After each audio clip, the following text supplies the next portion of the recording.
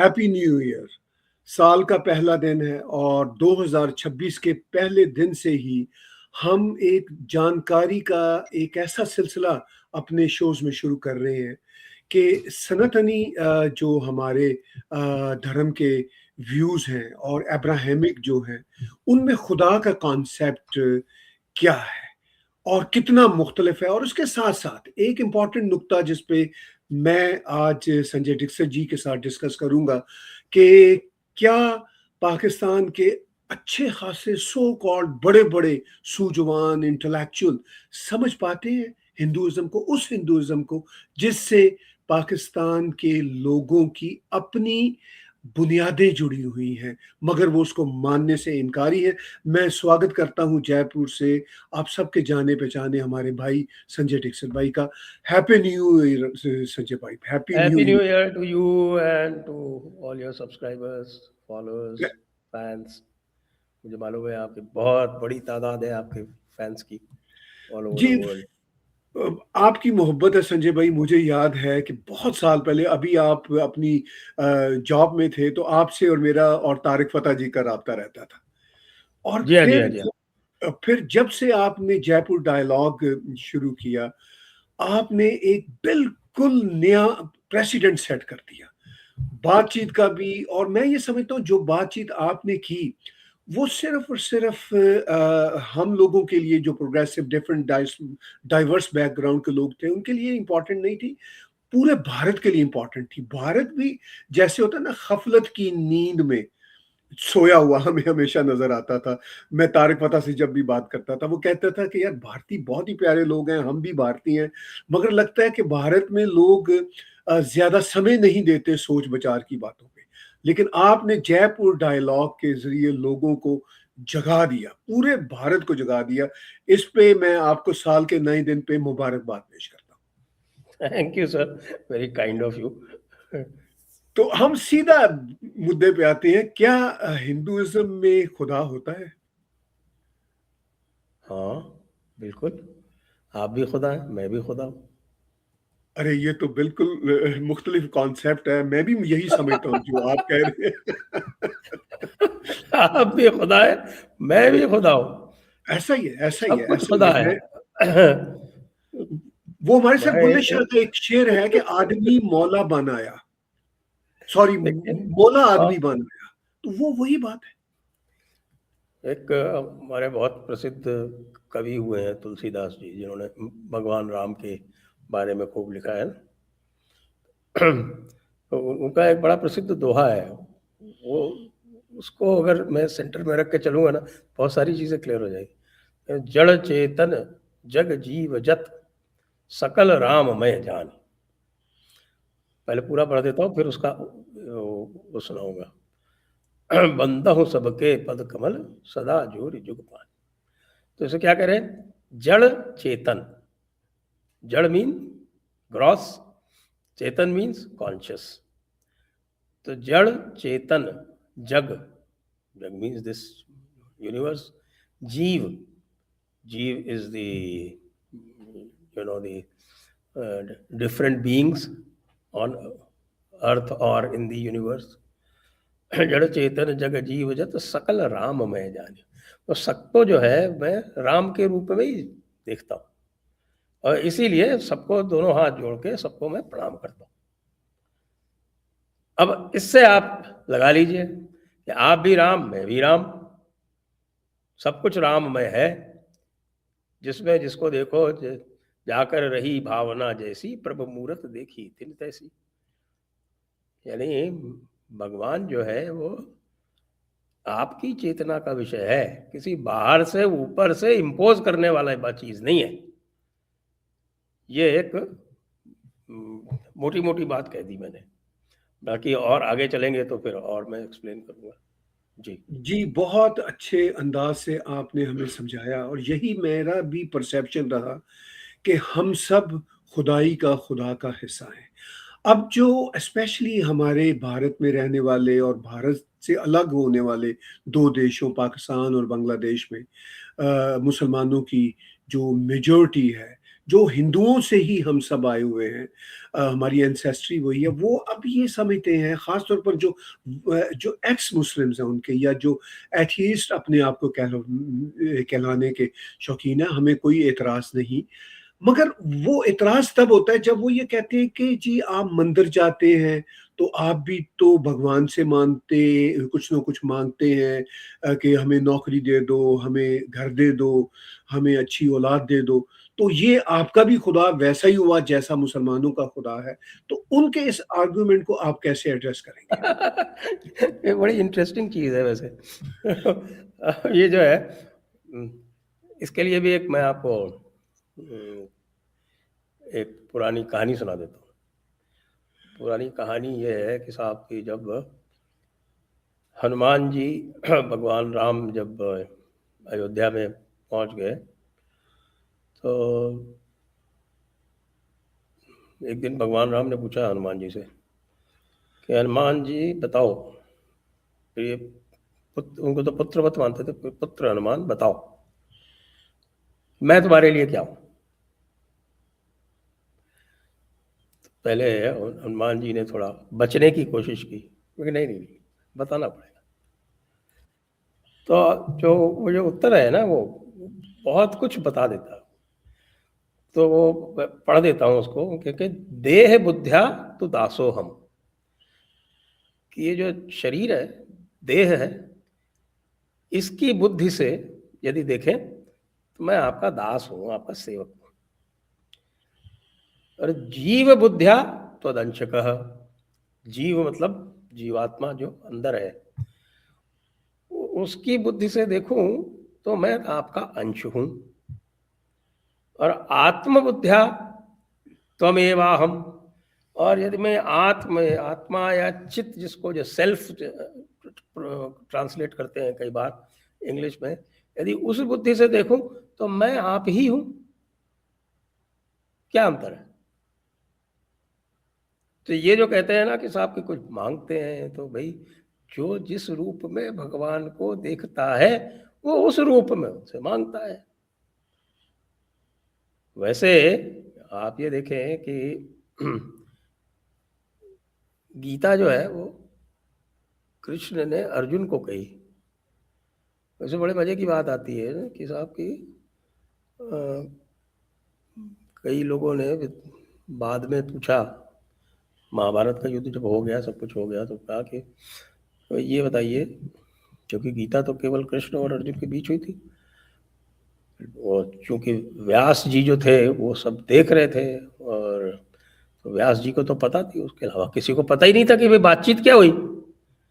कि महाभारत का युद्ध हुआ, उसके बीच में युद्ध आरंभ होने से पहले सबने देखा कि अर्जुन जो है वो अपने अस्त्र शस्त्र त्याग करके बैठ गया है, और उसके बाद फिर 2 घंटे तक कोई दोनों में वार्ता चली है, कृष्ण उसको कुछ समझा रहे हैं, और उसके बाद फिर वो तैयार हो जाता है।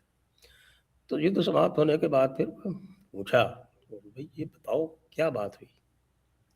कुछ ही लोग बचे थे, उनमें से किसी ने पूछा, शायद विदुर ने पूछा।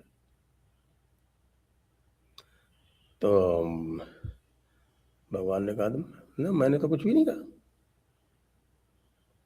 मैंने तो कुछ भी नहीं कहा। कि क्या बात करते हो यार, कुछ भी नहीं कहा, सबने देखा 2 घंटे तक आपकी बातचीत। तो देखिए वो जो कुछ भी कहा वो अर्जुन के लिए था,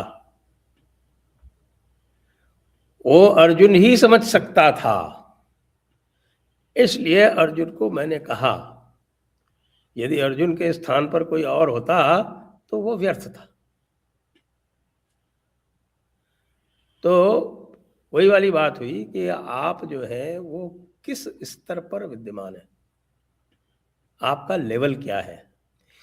हिंदुइज्म की सबसे बड़ी बात जो है ना वो ये है कि वो इट ऑनर्स डिफरेंसेस, ऑनर करते हैं, डिफरेंस ऑनर करते हैं। ये मानते हैं कि हर एक व्यक्ति जो है वो एक जैसा नहीं है, हर एक व्यक्ति की बुद्धि एक जैसी नहीं है, हर एक व्यक्ति का मन एक जैसा नहीं है, हर एक व्यक्ति का अहंकार का लेवल एक जैसा नहीं है, ईगो जिसको बोलते हैं, या जो सेल्फ आइडेंटिटी जिसको बोलते हैं, और हर एक का जो चित्त है या जो हायर कॉन्शियसनेस है वो एक जैसी नहीं, एवरीवन इज डिफरेंट। अब आप सबको एक तरह से हाँकने की यदि कोशिश करेंगे तो वो, आजकल का ज़माना तो सोशलिज्म का है, इक्वालिटी का है, everybody is born equal, nobody is born equal. एक घर में जुड़वा बच्चे होते हैं वो भी अलग अलग हो जाते हैं, सो मेनी इंस्टेंसेस। तो जिसको कहा जाता है ना, जैसे अलग अलग स्क्रिप्चर्स भी हैं, उसके लिए जो वेद होते हैं, वेदों के वेदांग होते हैं। वेदांग में 6 वेदांग होते हैं, उसमें एक वेदांग है निरुक्त।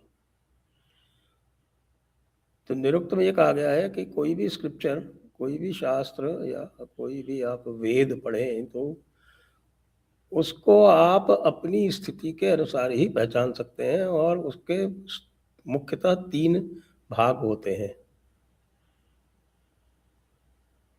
आदि भौतिक, दैट इज फिजिकल लेवल, आदि दैविक, द डिवाइन लेवल, एंड आध्यात्मिक, that is the transcendental level. तो उसी एक श्लोक में आप जो है उसको अलग अलग 3 तरह से देख सकते हैं। जी जी, बहुत आपने आसान शब्दों में डाइवर्सिटी का हमें कॉन्सेप्ट समझाया, और साथ आपने इशारा किया कि आज के ज़माने में जो पॉलिटिकल करेक्टनेस की एनवायरनमेंट है, जो एक सॉर्ट ऑफ लेफ्टिज्म का जो सोशलिस्ट एटीट्यूड है, उसके मुताबिक वो डाइवर्सिटी को एक लेवल पे रिजेक्ट कर रहे होते हैं। वो कहते हैं सब एक ही तरह के लोग हैं। मैं यहाँ पे इक्वालिटी की बात नहीं कर रहा। मैं और आप शायद ये बात कर रहे हैं कि इसमें लेवल का मामला नहीं है, इसमें डाइवर्सिटी का मामला है।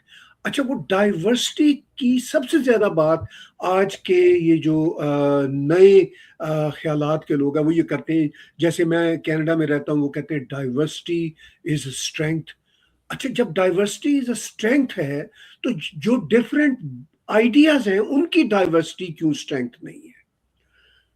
तो ये एक बहुत बड़ा मसला मुझे भारत में भी दिखता है। भारत में भी वो जो पॉलिटिकल करेक्टनेस है, वो हमें ये बताती है कि नहीं-नहीं, डाइवर्सिटी बिल्कुल अच्छी नहीं है, सब एक जैसे हैं। मगर वो हाँ, जो लेकिन कम हो रही है डाइवर्सिटी आजकल। है जी, हम लोगों ने काफी कम कर दी है।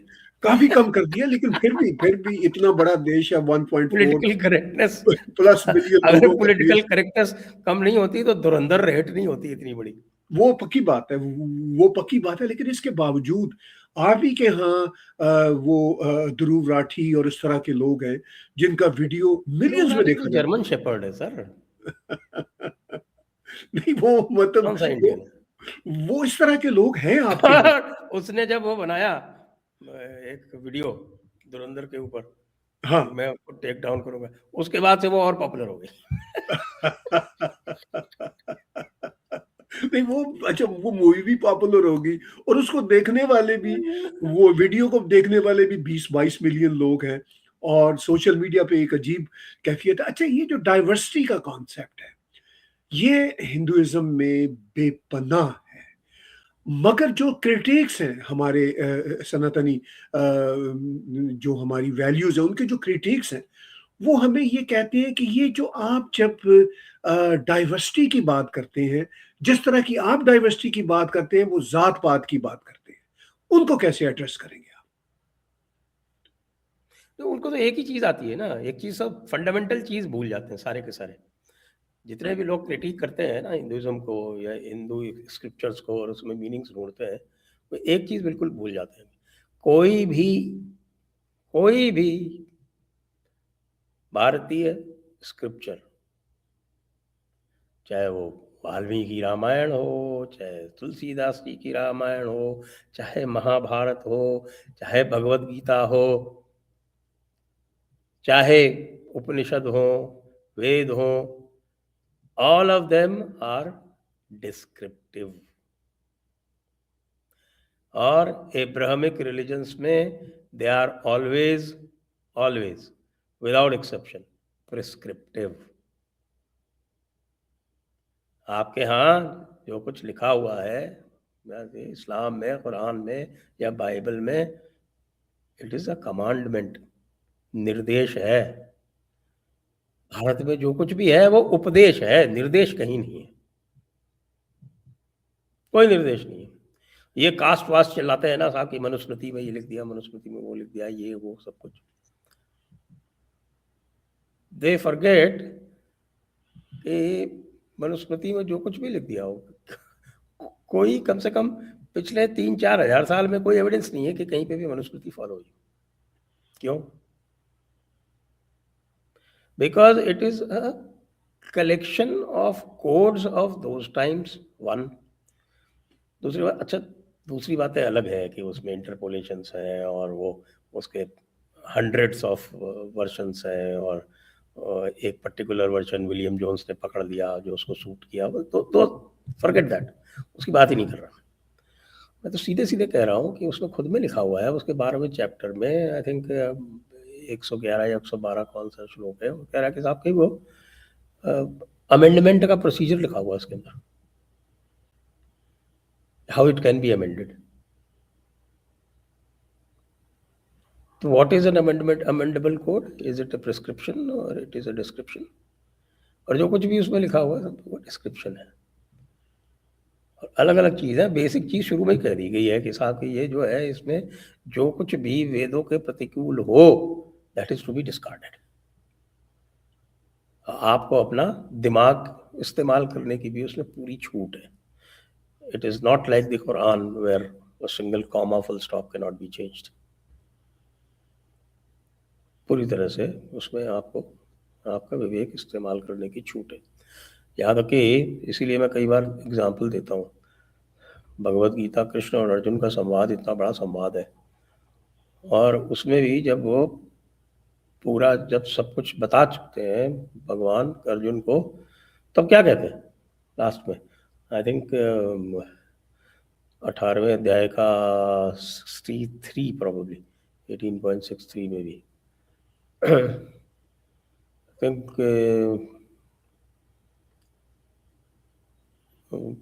इति ते ज्ञानम आख्यातम, ये मैंने सारा ज्ञान जो है तुमको बता दिया। इति ते ज्ञानम आख्यातम गुह्यात गुह्यतयम मया, जो कि सीक्रेट से सीक्रेट है। गुह्य का मतलब मान लीजिए आप सीक्रेट मान लीजिए, गूढ़ मान लीजिए जैसे। तो ये जो सीक्रेट से सीक्रेट और गूढ़ से गूढ़ जो ज्ञान है, ये मैंने सब तुमको बता दिया। विमृश्य तद अशेषेण, अब आगे कुछ कहने को बचा नहीं है। विमृश्य तद अशेषेण यथेच्छसि तथा गुरु, अब जो तुम्हारी इच्छा हो वो करो। This is the real meaning of choice. हमारे भाई लोग कहते हैं हिजाब इज चॉइस। पहले उसको कंडीशन कर देंगे, उसको जो है वो दोज़ख की रास्ता दिखा देंगे, और चारों तरफ से जो है वो डर बता देंगे कि अगर हिजाब नहीं पहना तो गर्दन कलम कर दी जाएगी। फिर कहेंगे कि साहब हिजाब is choice. Conditioned compulsion is not choice. Choice ये है, सब कुछ बता दिया, यथेच्छसि तथा कुरु। तो जो वो बोलते हैं ना there is no compulsion in religion, वो झूठ है 100%। वो जो there is no compulsion in religion जो आयत आई है वो है आई थिंक 2.256 2.256, और उस आयत में वो कहते हैं there is no compulsion in religion, और उसमें आगे जो बोलते हैं ना वो कोई नहीं बताता, क्योंकि और कोई रिलीजन है ही नहीं।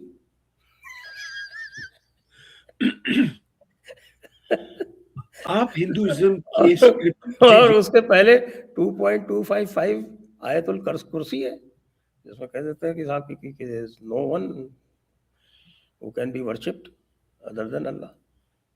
और उसके जस्ट पहले 2.254 है, जिसमें कहते हैं कि जो काफिर है वही जालिम है। और उसके पहले जुल्म की भी परिभाषा है कि जो अल्लाह की हिदायत ना माने वो जुल्म कर रहा है।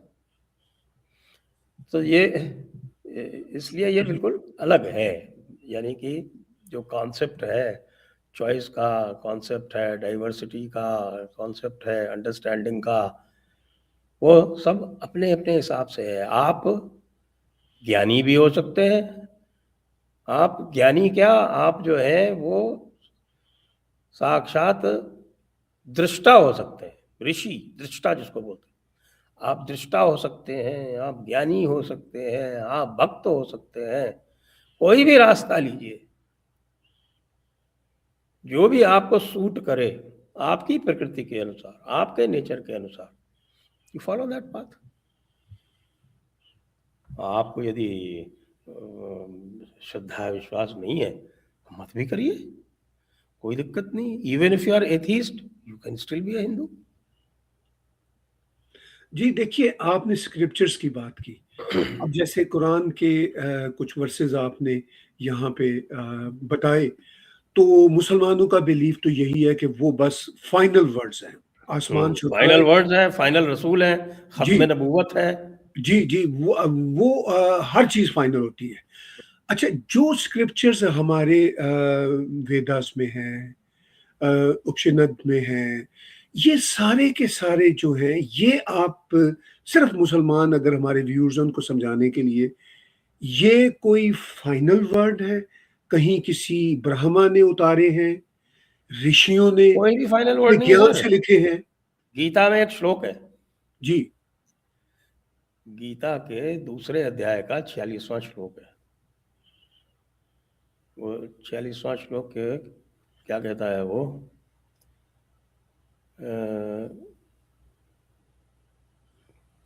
क्या कहता है, अभी बताता हूँ आपको, ध्यान आ जाता है मुझको। जी, ठीक है। उसका कहने का जो अर्थ है वो ये कह रहे हैं कि साहब कि यदि आपके पास,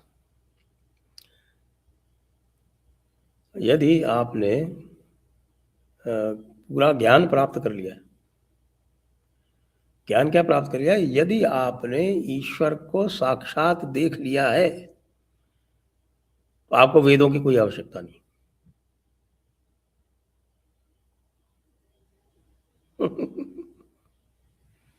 अब इससे ज्यादा क्या कहा जा सकता जी, तो इसका मतलब ये है कि ये जो पूरे के पूरे है। स्क्रिप्चर्स हैं जो कुछ हमारे भी जो। है वो आपके लिए एक, it can form as a guide, it can be, क्या बोलते हैं उसको, आपको रास्ता दिखाने का काम कर सकते हैं। जी, यही इसका काम है। तो वो ऋषियों के ज्ञान का एक जर्नी है बेसिकली। यावान अर्थ उदपाने सर्वतः संप्लुतोदके तावान सर्वेषु वेदेषु ब्राह्मणस्य विजानतः। गीता 2.46।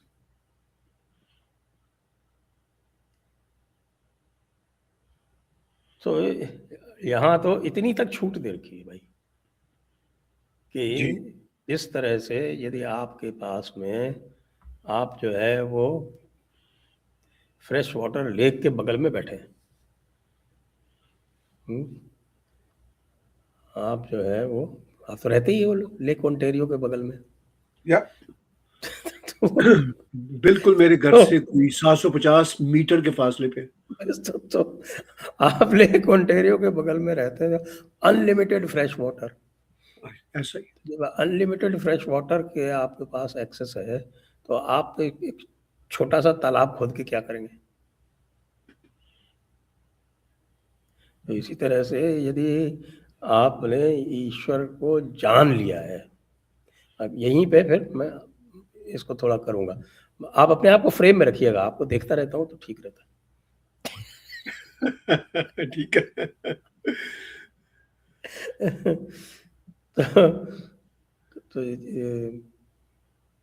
तो यदि आपने ईश्वर को साक्षात देख लिया है तो फिर वेद की और किसी की आपको आपको आवश्यकता नहीं है।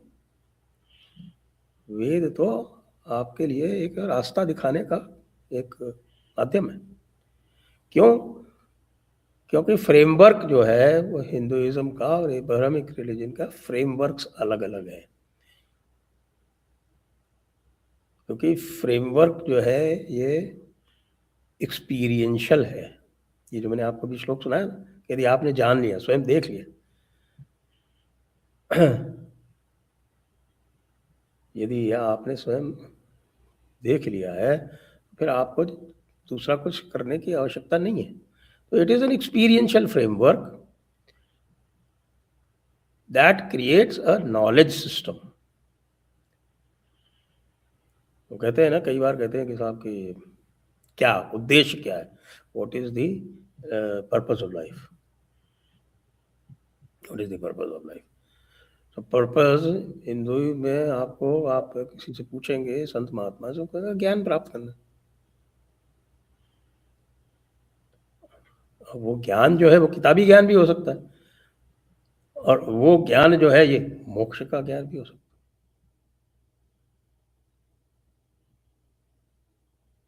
सोई जाने देहु जनाई, जानत तुम्हें तुम्हें हो जाई। कि जब तुम ये रामचरितमानस में वो भगवान के लिए कहते हैं कि भाई जिसको आप अपने आप को जना देते हो वो जान जाता है, और जैसे ही वो आपको जान जाता है वो आप ही हो जाता है, मतलब वो भी राम हो जाता है। तो it is an experiential framework which creates a knowledge system. और all the Abrahamic so called religions, they depend on the book, they depend on the prophet. So they create a belief system, and the framework is also a belief framework. So you can see it's as different as chalk is from cheese. तो ये जो है मोटी मोटी बात इस पे ये आती है, ये this is the basic difference. मैंने तो पूरी किताब लिखी है, I don't know whether you read it. It says all religions are not the same. Yes yes या नहीं, वो तो खैर पक्की बात है, वो किताब भी मुझ तक पहुंची। तो हमारे सनातनी वैल्यूज में, मैं बिलीफ का लफ्ज यहाँ पे अवॉइड कर रहा हूँ, मैं वैल्यूज उसको बड़े पर्सपेक्टिव में देख रहा हूँ। तो हमारी सनातनी वैल्यूज में जो नास्तिक का कॉन्सेप्ट है, यानी एथीस का जो कॉन्सेप्ट है, एथीज्म इज नॉट नास्तिक। देखिए नास्तिक का ठीक है, ये भी कॉन्सेप्ट जरा एथीज्म बताइए से मुझे। अलग है। मैं थोड़ा सा क्लैरिफाई कर दूं कि जो श्योर जिसको प्लीज। नास्तिक कहते हैं हमारे सनातन धर्म में, जिसको नास्तिक कहते हैं कि जो वेद प्रमाण नहीं मानता वो नास्तिक है, बस। बाकी और उसमें कोई वो दिक्कत नहीं है, बाकी सारी चीज़ें वही। वेद प्रमाण नहीं माने वो नास्तिक है। तो बुद्ध को नास्तिक कहते हैं क्योंकि वेद प्रमाण नहीं मानते। चारवाक को भी नास्तिक कहते हैं, चारवाक कुछ भी नहीं मानता। तो जैन धर्म को भी नास्तिक धर्म इसलिए कहते हैं क्योंकि वो वेद प्रमाण नहीं मानते। लेकिन उसका अर्थ ये नहीं है कि वो किसी तरह से वो रिजेक्ट हो गए या क्या हो गए। They still follow the epistemology. जो एपिस्टेमोलॉजी है वो फॉलो करते हैं। एपिस्टेमोलॉजी जो है वो मैंने डिटेल में लिखी अपनी किताब में, what is the epistemology that people follow. और उसमें ये है कि भाई जो एक मैंने आपको ये जो शुरू में ये जो श्लोक बताया ना कि जिसने साक्षात भगवान को जान लिया है या भगवान का दर्शन कर लिया है उसको फिर वेदों की आवश्यकता नहीं है। तो ये दिस इज कॉल्ड प्रत्यक्ष प्रमाण। This is the highest pramana in epistemology. This the proof of direct proof, direct evidence जो है वो that is the highest evidence. और डायरेक्ट एविडेंस के लिए लिखा है कि भैया किताबों में कुछ भी लिखा हो, डायरेक्ट एविडेंस उसको करॉबरेट नहीं करती तो वो मान्य नहीं है। शंकराचार्य ने कहा।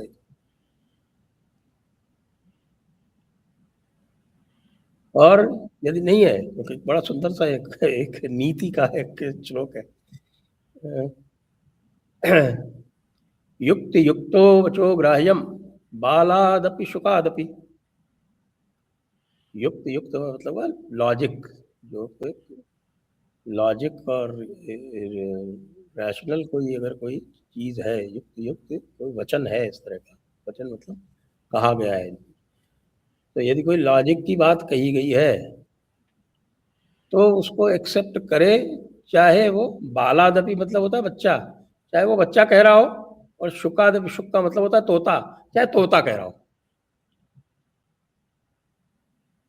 तो यदि युक्त युक्त वचन है, लॉजिकल बात है, तो चाहे बच्चे की हो चाहे तोते की हो वो मान्य है। ग्राह्य है। इस अ- अयुक्तापि अयुक्तापि न ग्राह्यम, और अयुक्त है, इलॉजिकल है, तो न ग्राह्यम साक्षात किम न बृहस्पति। कि ऋषि बृहस्पति जो है वो स्वयं आके ही क्यों ना कह दें, अगर अयुक्त है, इलॉजिकल है, तो नॉट टू बी एक्सेप्ट। हमारे यहाँ तो कोई कंफ्यूजन है ही नहीं, और ऐसी पता नहीं कितनी कहानियां भरी पड़ी हैं। यहाँ छोटे छोटे लोगों ने बड़े बड़े राजाओं को जो है वो दिखा दिया साहब।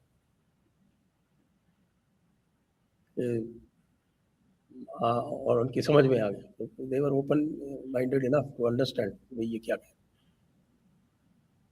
आपने बहुत बढ़िया बात की, रैशनैलिटी की, लॉजिक की। एक तो है, आप आप जी, आप गूगल कर लीजिएगा, एक प्रसंग आता है महाभारत में, आता है व्याध गीता, जी, वो थोड़ा सा उसको देखिएगा व्याध गीता को। बिल्कुल ठीक है, ज़रूर। आपने बात की रैशनैलिटी की, लॉजिक की। मुझे एक शेर याद आया, आप अभी पीछे बात बता रहे थे कि तोते ने भी जो अगर अक्ल की बात की है या किसी ने भी की है, उसको रिकॉग्नाइज़ करना जो है, वो हमारे सनातनी धर्म का एक बहुत इम्पोर्टेंट पिलर है। एक मुझे वो शेर याद आ रहा है, शाख पे फूल के मिंबर पे रसूल। अब रसूल वो सिर्फ़ वो ये प्रॉफ़ेट मोहम्मद वाली बात नहीं होती, रसूल कोई भी। वो मेरे लिए तो बाबा गुरु नानक द ग्रेट भी हैं, सभी हैं। शाख पे फूल के मिंबर पे रसूल, हक जहां देख लिया मान लिया। यानी असल बात ट्रुथफुलनेस की है, जो हमारी सनातनी वैल्यूज के जो 4-5 पिलर्स हैं उनमें से एक है। अच्छा, जो बातें आप फिलोसफिकल कर रहे हैं, जो भारत से पाकिस्तान भी भारत का हिस्सा हुआ करता था, बांग्लादेश भी वही होता था। भारत, पाकिस्तान, बांग्लादेश के मुसलमान जो हैं, वो इन बारीक बातों को नहीं समझ पाते, ख़ास तौर पर पाकिस्तान और बांग्लादेश के तो बिल्कुल नहीं समझ पाते। भारत के मुसलमान फिर भी समझ लेते हैं। समझ लेने के बावजूद वो अगर डामाडोल होते रहते हैं, तो वो एक अलग बहस है। और तो कुछ कुछ है, कुछ लोग हैं, आप देखेंगे ना कि जी, कुछ लोगों ने इस पे अच्छे अच्छे गीत इत्यादि भी बॉलीवुड में भी, जी, I think Sahir Ludhianvi we could appreciate, जी, जी, क्योंकि उनके कई सारे मैंने गीत देखे हैं इस तरह के, जिसमें वो अ, आपको गंध आती है कि हाँ इनकी समझ है, पहुंच गए बिल्कुल वहाँ। ठीक बात है। या या और वो समझ होनी चाहिए, चाहे आप पाकिस्तानी जावेद बंगाली। अख्तर के बारे में ऐसा मैं नहीं कह सकता। नहीं, वो तो बिल्कुल, वो तो सर शायर भी नहीं बड़े इम्पोर्टेंट, वो तो बहुत ही एक एवरेज के शायर हैं। एक एक फिल्म है, एक जी, एक फिल्म है चित्रलेखा। हाँ, मुझे याद आ गई।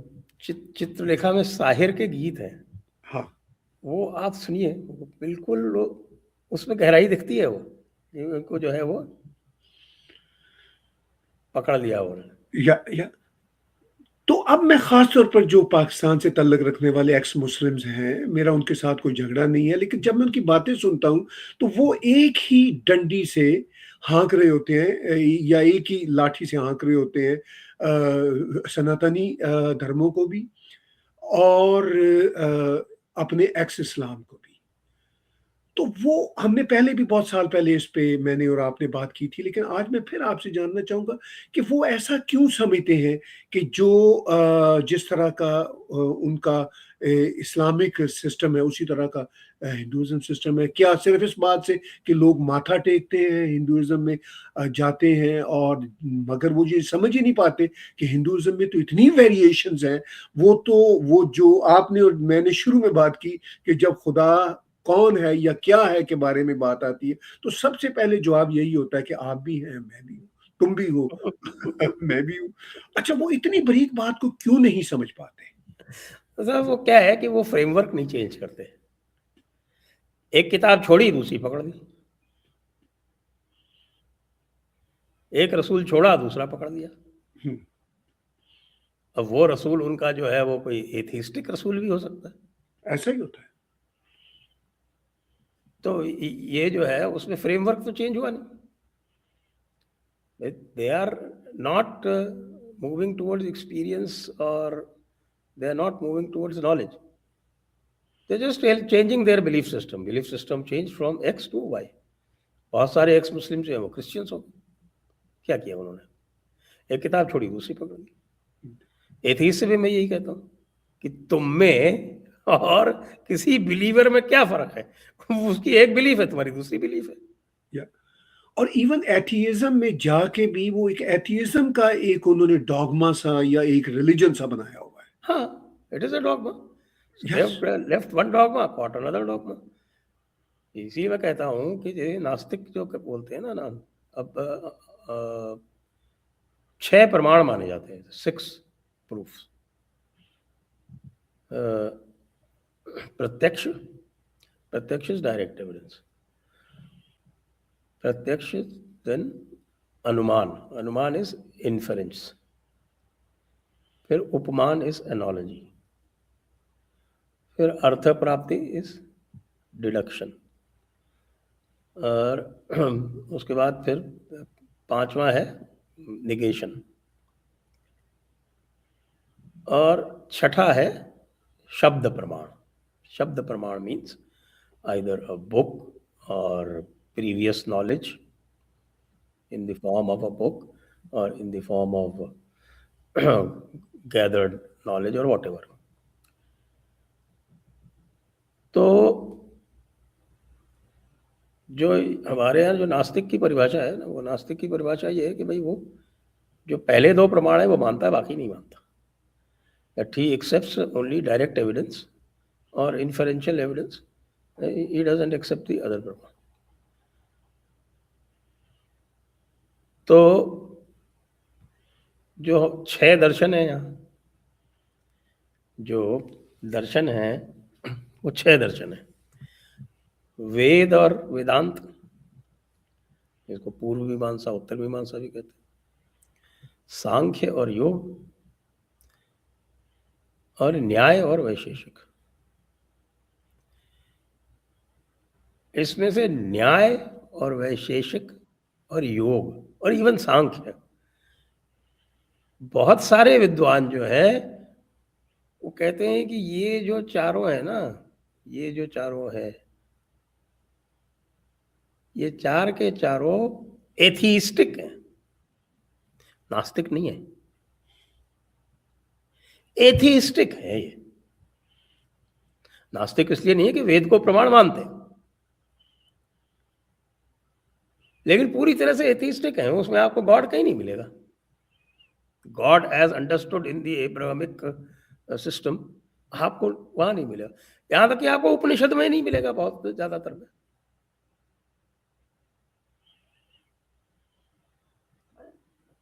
तो इसलिए जो अपने आप को नास्तिक कहते हैं, they do not even understand the difference between नास्तिक एंड एथीस्ट। सांख्य है, सांख्य क्या? सांख्य में 25 तत्व है। एग्जाम्पल दे रहा हूं, 25 तत्व, 5 महाभूत, 5 महाभूत, आकाश, पृथ्वी, जल, वायु, चित जल पावक, गगन, समीरा, अग्नि, ये 5। इन 5 की तन्मात्रा है। तन्मात्रा मतलब आकाश का शब्द, अग्नि का रूप, पृथ्वी के सुगंध, जल का रस और वायु का स्पर्श। 5 और 5, ठीक है साहब? ये सब आपके प्रत्यक्ष है या नहीं है, ये बता दीजिए मुझको। ये 5 चीजें आपको दिखती हैं, नहीं दिखती हैं प्रकृति में? और इन 5 का ये जो इनकी जो तन्मात्रा है, ये दिखती है, नहीं दिखती?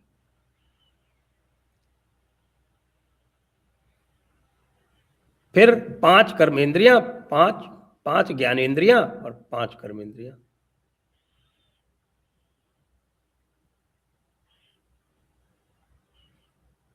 आपके आंख, कान, नाक, ये सब जो है, ये आपके ज्ञानेंद्रियां। और आपके हाथ, पैर, ये सब जो है ये आपके कर्मेंद्रियां। तो 5 कर्मेंद्रियां, 5 ज्ञानेंद्रियां, 20। मन, बुद्धि, अहंकार, ये आपके रोज का एक्सपीरियंस है। Your intellect, your emotions and your ego, और पुरुष और प्रकृति। अब ये 25 मिलके जो है ये सांख्य होता है। भाई आप ये बताइए इसमें इसमें जो है वो रिलीजियस क्या है? तो डायरेक्ट एविडेंस का आप ये कह सकते हैं कि आप पुरुष और प्रकृति जो है ये कॉन्सेप्ट है अलग से, पुरुष और प्रकृति। डैम इट, 25 में से 23 तो वो आप स्वयं एक्सपीरियंस कर रहे हो, 2 के लिए वो कह रहे हैं कि भाई you have to go to higher consciousness, वहां जाके एक्सपीरियंस करो। तो ट्राई इट। रामकृष्ण परमहंस के सबसे प्रसिद्ध शिष्य हैं स्वामी विवेकानंद। तो स्वामी विवेकानंद जो है वो he was a great rationalist and atheist in the militant sense, मतलब in the, because he was English educated. तो वो ये इसी तरह से ये जावेद अख्तर टाइप के थे, देयर इज नो गॉड। हालांकि जावेद अख्तर एक नंबर का फ्रॉडिया है, मैं सब जानता हूँ उसके बारे में, और मैं उनके ऊपर बहुत सारे प्रवचन कर चुका हूँ जावेद अख्तर के ऊपर। शायद इंटेलेक्चुअल डिसऑनेस्टी बहुत पाई जाती है बहुत ज्यादा है साहब। हनी ईरानी को डिवोर्स किए बिना शबाना आजमी से शादी कर ली, ये कह के कि मैं तो मुसलमान हूँ, मैं 2 शादियां कर सकता हूँ। और शादी आदि जब हो गई तो फिर से एथीस्ट हो गए, क्योंकि शाम को दारू पीनी है, वो इस्लाम में हराम है। नहीं, वो कंफ्यूजन तो अनफॉर्चुनेटली जो मुसलमान अपने आप को जो कहते हैं सेकुलर कहते हैं या प्रोग्रेसिव कहते हैं, उनमें बेइंतहा पाया जाता है। अच्छा, लेकिन जो बात आप अपॉर्चुनिस्टिक सेकुलर है वो, हाँ ठीक और बात है। चलिए अपॉर्चुनिस्टिक एथीस्ट है। मैं ये कहता हूँ, चलिए ये अपॉर्चुनिज्म और इस तरह की चीजें सब इंसानों के साथ जुड़ी होती हैं, लेकिन इंटेलेक्चुअल डिसऑनेस्टी इस लेवल की ना हो, खासतौर पर उन लोगों में जो अपने आप को इंटेलेक्चुअल कहते हैं, जिस इंटेलेक्चुअल डिसऑनेस्टी की हम बात कर रहे हैं। लेकिन ऑफ कोर्स जब हमें इंटेलेक्चुअल डिसऑनेस्टी नजर आएगी उस लेवल की, तो उन लोगों की क्रेडिबिलिटी खत्म हो जाती है, वो किसी इंपॉर्टेंट डिबेट का हमें हिस्सा ही नहीं नजर आते। तो इन हालात में मैं जब भी आपके साथ बातचीत शुरू करता हूँ तो वो जैसे कहते हैं एक्सपैंड होती चली जाती है, और आपसे मैं हमेशा प्रॉमिस करता हूँ कि मैं 40-45 मिनट से ज़्यादा आपका समय नहीं चुराऊंगा। मैं तो खैर चुराना चाहता हूँ लंबे से लंबा समय, लेकिन चलिए आज की हम बातचीत को कंक्लूड करते हुए, और ये बड़ी इंटरेस्टिंग बातचीत अभी है। तो मैंने तो विवेकानंद जी पे तो शुरू ही किया था, तो पूरा जी, तो मैं तो हाजिर हूँ, मेरे पास तो खुला समय है। तो बताइए जरा विवेकानंद जी का मामला। तो विवेकानंद जी जो थे वो पूरी तरह से एक रैशनलिस्ट और एक ऑलमोस्ट मिलिटेंट एथीस्ट। और वो जो भी कोई कहता था भगवान के बारे में तो उसको चैलेंज करते थे। यहाँ तक कि रविंद्रनाथ टैगोर साहब के जो पिताजी हुआ करते थे, महर्षि द्वारकानाथ टैगोर, वो बहुत बड़े विद्वान और महर्षि नाम लगा हुआ था उनके साथ में, इतने बड़े ज्ञानी और इतने बड़े तपस्वी माने जाते थे। तो एक बार उनका जाके गला पकड़ लिया कि या मुझे या तो भगवान को अभी यहाँ दिखाओ, नहीं तो मैं तुम्हारा गला दबा दूँ।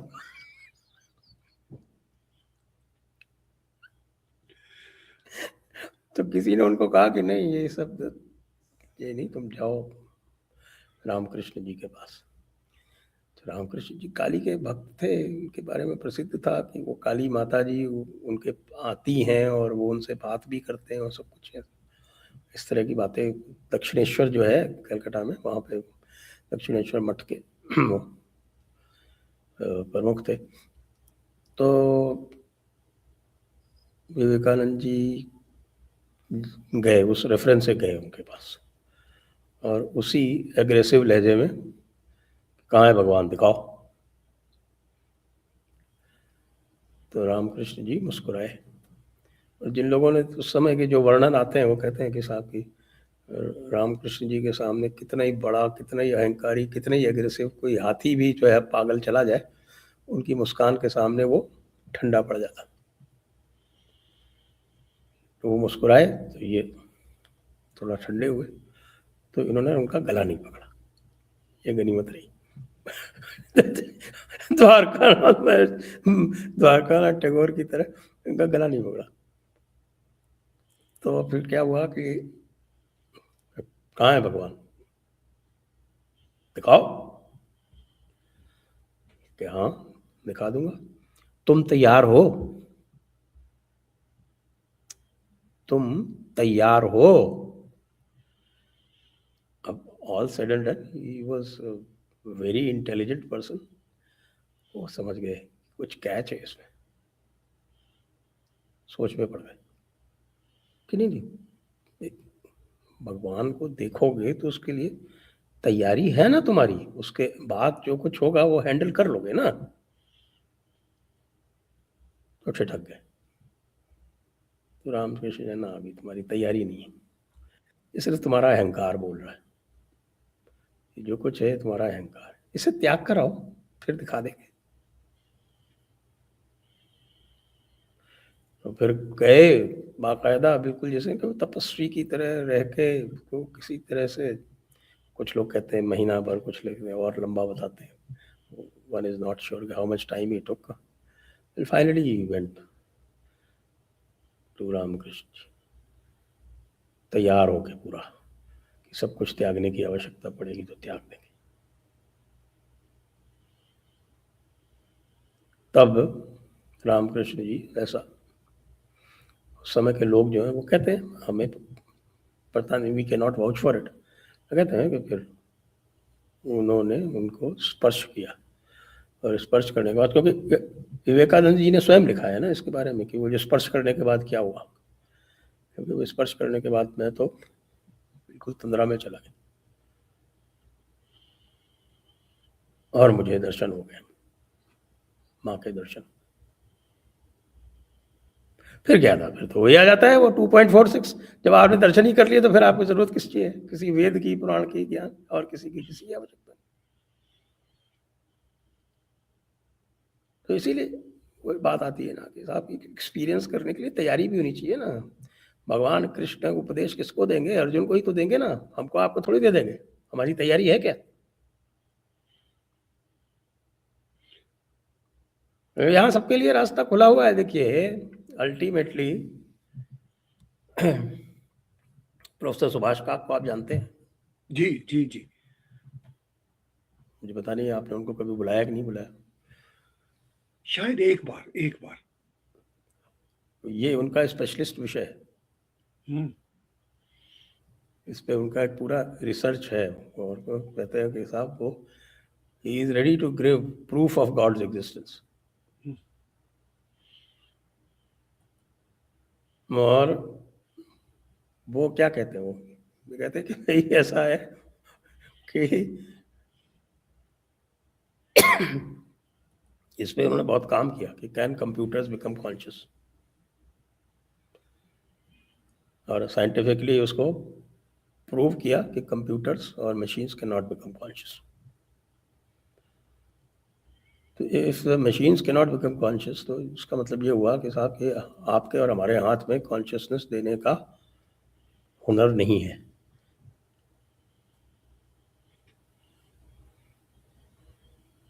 तो फिर ये जो कॉन्शियसनेस है, जिसमें पूरी यूनिवर्स कॉन्शियस है, आप कॉन्शियस हैं, आपकी बॉडी कॉन्शियस नहीं है।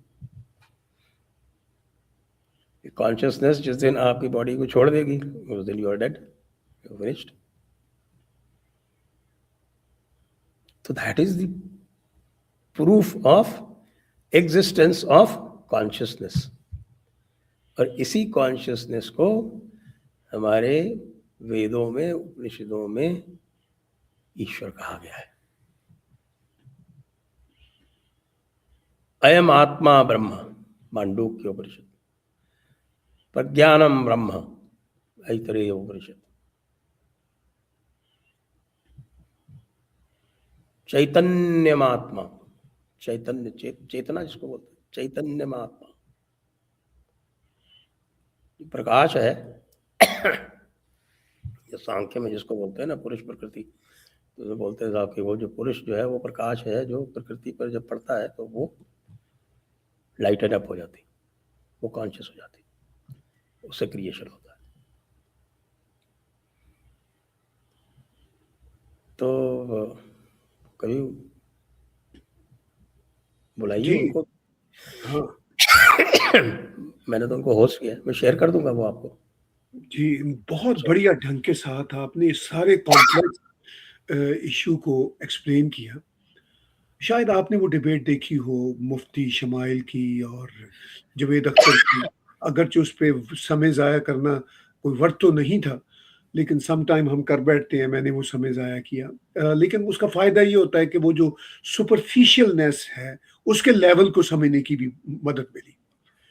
तो क्या जो बातें आप मेरे साथ कर रहे हैं, इस तरह की बातें उस तरह की बॉलीवुड ऑर्केस्ट्रेटेड डिस्कशन में जो हुई, नहीं, नहीं, उस देखिए, तरह की उनके साथ तो बात दूसरी तरह से की जाती है ना। जी, मुझे उनके साथ भी बात करना आता है। एक बार मौलाना रशीदी से मेरी बहस हुई थी, मौलाना रशीदी छोड़ के भाग गया था। अच्छा, छोड़ के भाग गया था बहस, राइट, क्योंकि उसने बकवास शुरू की और मैंने उसको जो है वो बिल्कुल कह दिया कि भाई तू मुनाफिक है, और प्रूव करना शुरू कर दिया कि तू मुनाफिक है। उसको पता है, पब्लिक को नहीं पता मुनाफिक का क्या इम्प्लीकेशन है इस्लाम में। उसको पता है मुनाफिक का क्या इम्प्लीकेशन, छोड़ के भाग गया तुरंत। अच्छा सर, मुनाफ़िक भी वो शख़्स होता है जो जो पढ़ा-लिखा हो। देखिए, मुनाफ़िक भी वो होता है जो हाँ, पढ़ा-लिखा हो, जिसको ये पता हो कि मैं ये बात कर रहा हूँ, ये गलत है, लेकिन मैं मुनाफ़िकत कर रहा हूँ।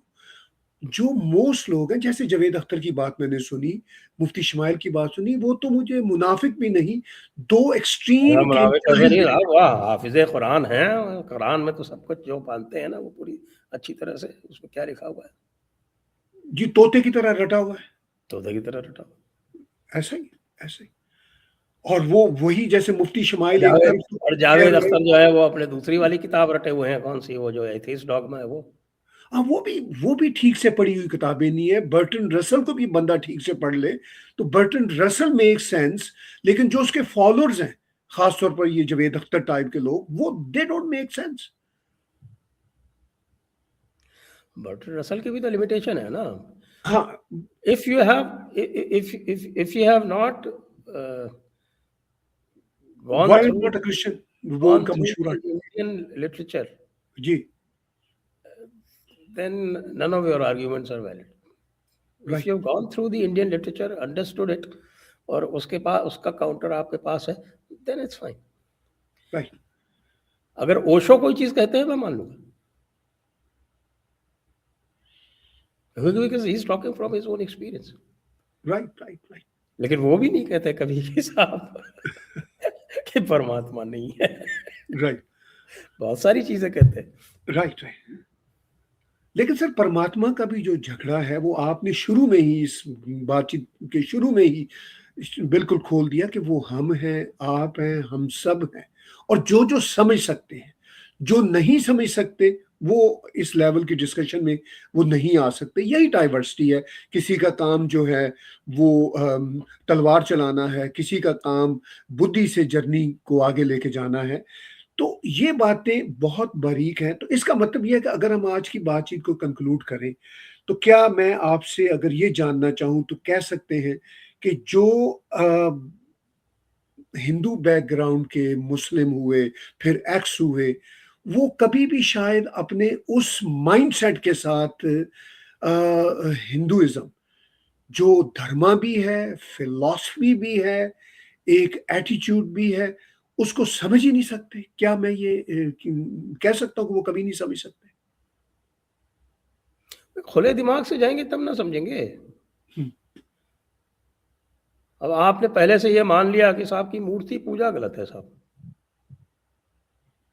तो मूर्ति पूजा गलत है। मैं तो कई भाई लोगों से पूछ चुका हूँ, भाईजान लोगों से, हुँ, ये बताओ कि ये तुम्हारी किताब में लिखा है कि साहब की किसी की जो है मेरे अलावा किसी की इबादत मत करना, और तो ये क्या समस्या क्या है? एक तरफ तो आप कहते हो ओमनीपोटेंट, ऑमनीशियंट, सर्वशक्तिमान है, सर्वज्ञ है, सर्वत्र है, ऑमनी प्रेजेंट, ऑमनीपोटेंट, ऑमनीशियंट, ऑमनी प्रेजेंट, ये भी कहते हो। और दूसरी तरफ आप कहते हो कि नहीं, अल्लाह जो है वो और किसी में नहीं आ सकता, अल्लाह तुम्हारे भीतर नहीं आ सकता भैया, वो तो वही बैठेगा सातवें आसमान में फरिश्तों को उठाए के, फरिश्ते जब तक उठाएंगे नहीं तब तक खड़ा भी नहीं हो सकता।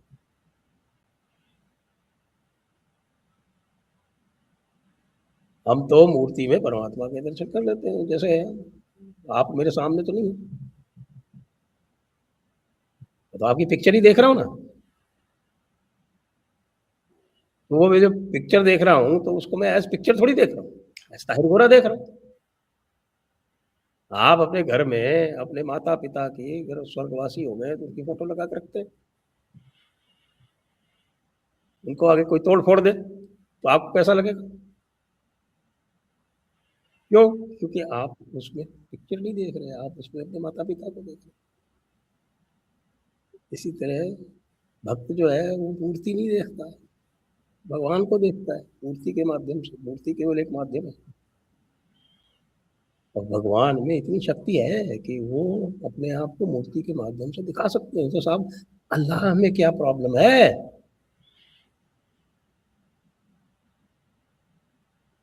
अल्लाह तो सर्वशक्तिमान है, वो मूर्ति में क्यों नहीं दिखाई दे सकता साहब? ये खटराक किसका बनाया हुआ है? आप लोगों का, मुल्ला मौलानाओं का। अच्छा, इसी इस्लाम में इसी इस्लाम में आपकी वो वहदतुल वजूद की पूरी फिलॉसफी है। वहदतुल वजूद की जो फिलॉसफी है वो इब्न रूश वगैरह जो है वो की जो थी, जिसको बाद में वो कौड़रौबा की मस्जिद में खड़े करके हर जुम्मे को थूका जाता था, सजा मिली थी उसको। तो इसी इस्लाम में वहदतुल वजूद की पूरी फिलॉसफी है जो ये कहती है, जो कि बल्कि जो हमारा जो द्वैत सिद्धांत है उससे काफी कुछ मिलती जुलती है।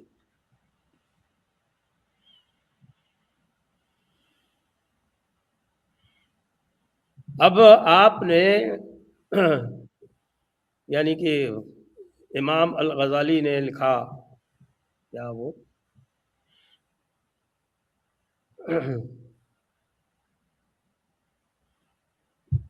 तहफ़्फ़ुज़ फ़लसफ़ा, हाँ, कुछ जी, जी। वहदतुल वजूद को पहले तो वो आपके थे ना मुतज़ल्ली, मुतज़ल्ली तो पूरे जावेद अख्तर टाइप के थे। लेकिन वो जो मुतज़ल्ली थे पढ़े लिखे थे। इनको तो इनको तो कुछ नहीं अच्छा, पता। तो वो मुतज़ल्ली थे। मुतज़ल्ली के बाद फिर आपके ये वहदतुल वजूद वगैरह वाले थे। हाँ, तो वहदतुल वजूद को जब इमाम अल गज़ाली ने तहफ़्फ़ुज़ लिखी तो इब्न रूश ने तहफ़्फ़ुज़ फ़लसफ़ा लिखी, तो इब्न रूश ने उसपे लिखा तहफ़्फ़ुज़ तहफ़्फ़ुज़। इनका मज़ाक उड़ाया इमाम अल गज़ाली का, तो उसकी सज़ा दी गई उसको बाकायदा। वो स्पेन में जो आपके जो स्पेन में तो फिर भी इनकी ही चला करती थी ना, आपके उमय्यद ही थे। तो वो जो वहाँ के उमय्यद थे स्पेन वाले, उन्होंने इनको सज़ा दी कि साहब की जो है तुम्हारे मुँह पे थूका जाएगा हर फ्राइडे को। फिर इब्न तैमिया और ये सब आके इन्होंने इसको वहदतुल वजूद को पूरी तरह से खारिज करके, और बाद में आप अगर आइए इधर तो आप देखें हमारे शेख सरहिंदी मुजद्दिद अल-फसानी, तो मुजद्दिद अल-फसानी का जो पूरा का पूरा लिटरेचर है वो इसी के ऊपर है कि ये जो वहदतुल वजूद है इसको खारिज करना है। क्यों भाई? क्योंकि तुम्हारे पास पावर आ गई, तो अब एक जो है वो ज्ञान की एक धारा समाप्त हो गई समय सदैव के लिए।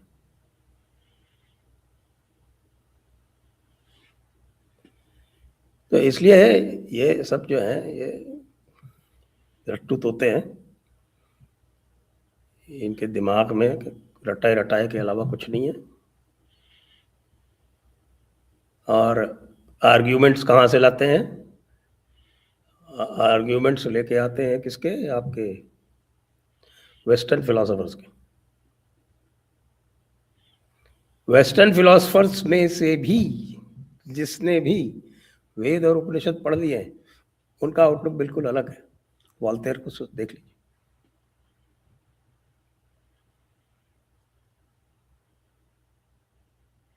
जी, बिल्कुल ठीक कहा आपने।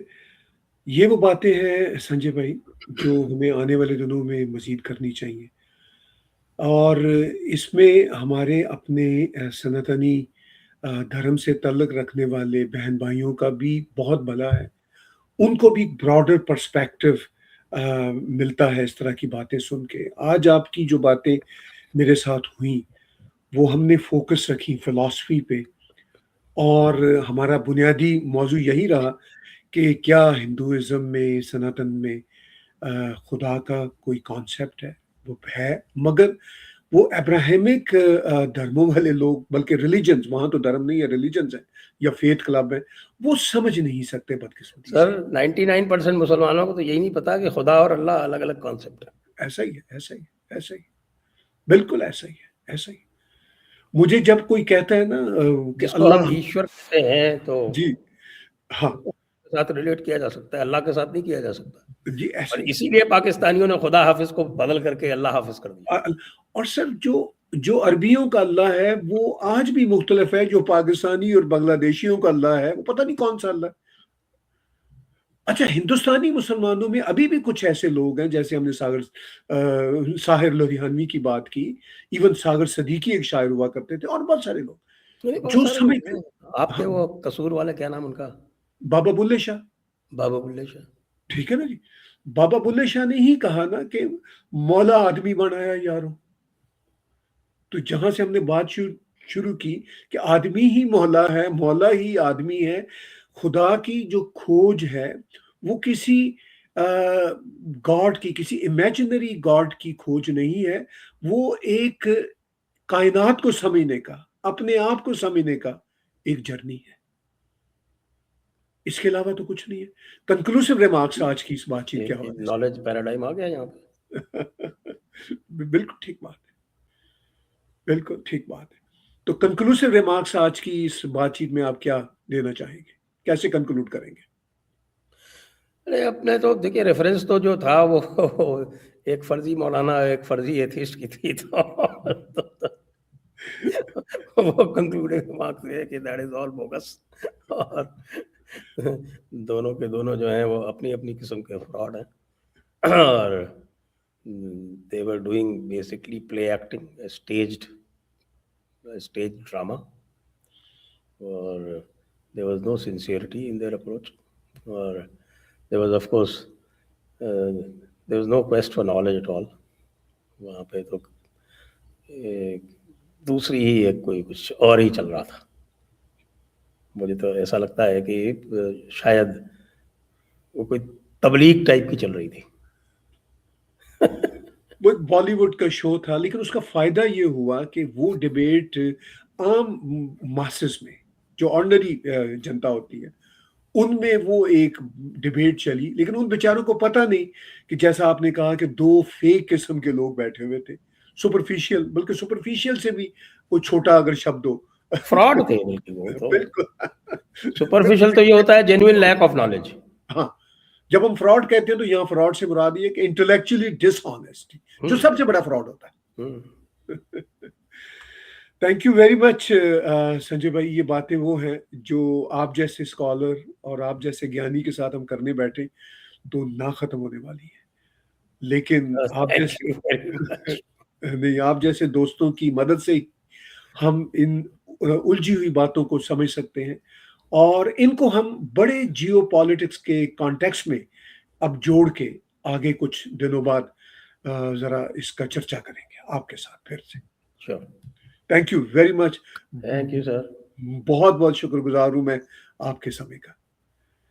व्यूअर्स, बातचीत सुनी आपने संजय डिक्सन भाई की। मैं उनका बहुत ही फ़ैन हूँ। बहुत ही बढ़िया, गहरे सूझवान हैं, इंटेलेक्चुअल हैं आप सब जानते हैं, मेरे और कुछ कहने की ज़रूरत नहीं। टैग टीवी को सब्सक्राइब कीजिए, हमारी इंडिपेंडेंट जर्नलिज़्म को अगर आप सपोर्ट कर सकते हो, तो इसी यूट्यूब के चैनल पे डोनेट के बटन को क्लिक करके आप हमें कंट्रीब्यूट कर सकते हैं। आने वाले दिनों में इस तरह की बातें आपके साथ हम शेयर करते रहेंगे। तब तक बहुत-बहुत शुक्रिया, बहुत-बहुत धन्यवादी हूँ मैं भी और संजय भाई भी, और स्टे ट्यून्ड विद अस।